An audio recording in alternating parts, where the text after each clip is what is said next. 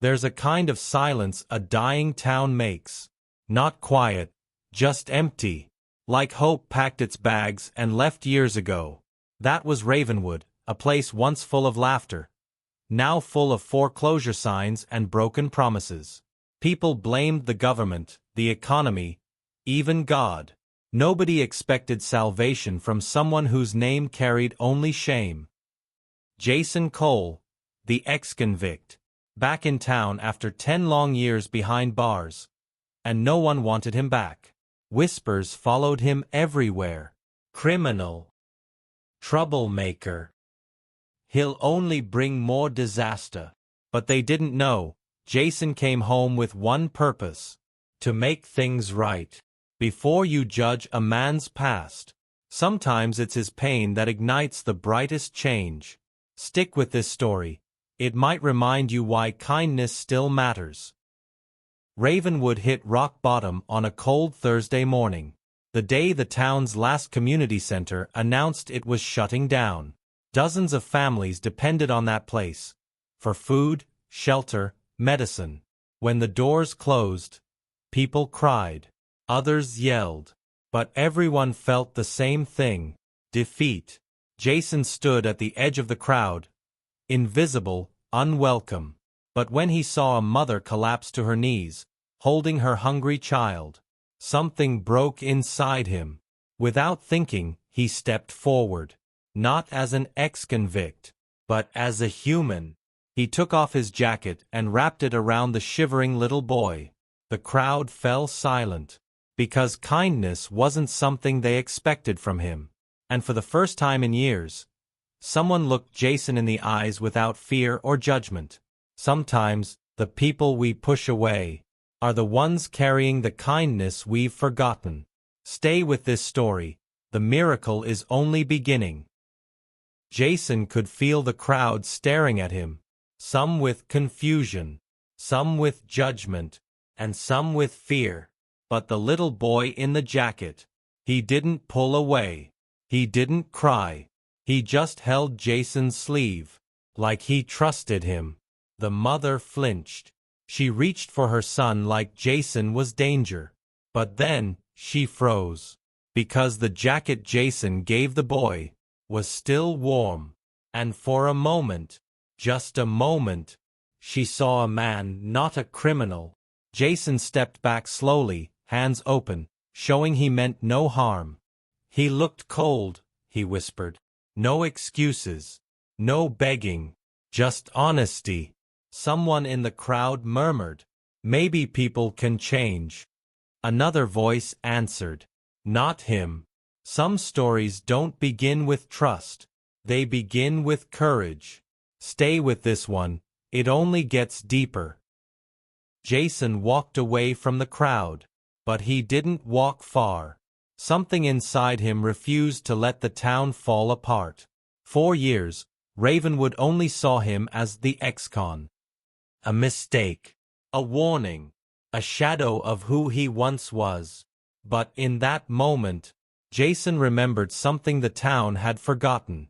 That he used to be a builder. A fixer. A man who created things, not destroyed them. He walked back toward the crowd. Slow, steady, unafraid. People stepped aside. Not out of respect, but out of confusion.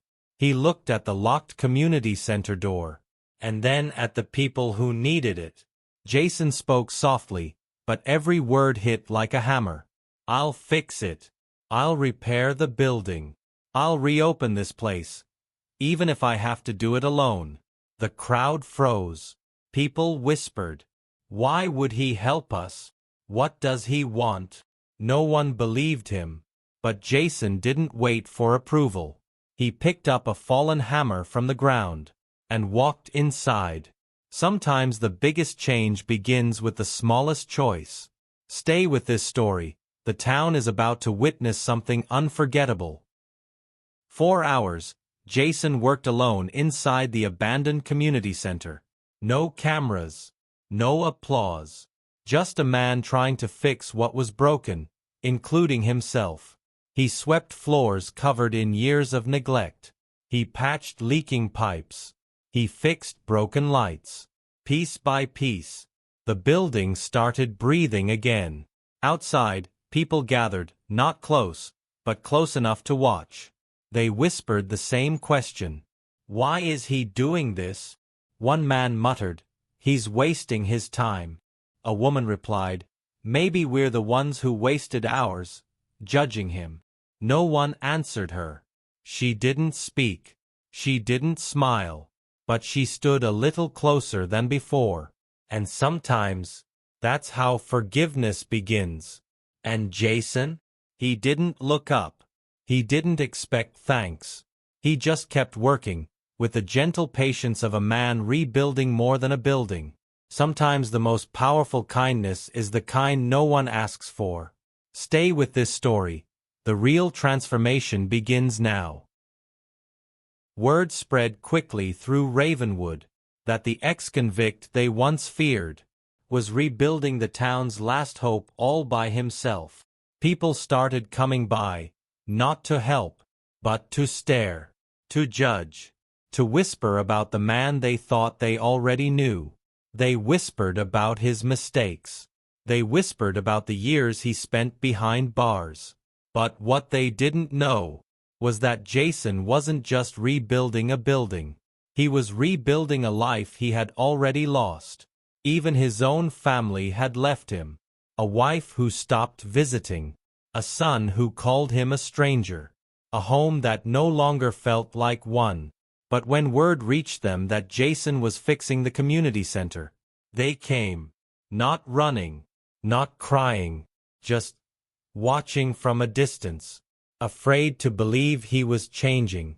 Even old friends, the ones who abandoned him the moment he fell, showed up to see if the rumors were true. But still, no one offered a hand. No one said thank you. Because real life isn't a movie, and people don't change their hearts overnight. Yet for the first time, Ravenwood didn't look at Jason with fear. They looked at him with something they hadn't felt in years. Hope. 3 days later, the community center doors swung open again. Not by the government, not by a charity, but by the man they once threw away. People stepped inside slowly, touching clean walls, new lights, repaired floors. They couldn't believe what one man, one broken man, had built back with his hands. Jason's wife and son finally walked up to him, not with blame, not with fear, but with quiet eyes that said, "We see you now." No one hugged him, no one cheered, but for the first time, people nodded at him. A simple nod, the beginning of respect. And in that quiet room, everyone learned something.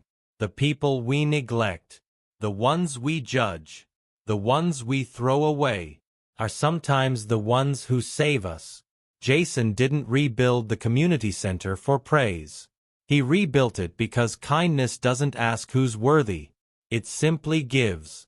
If this story touched you, if it reminded you that broken people can still bring light, then you belong here with us.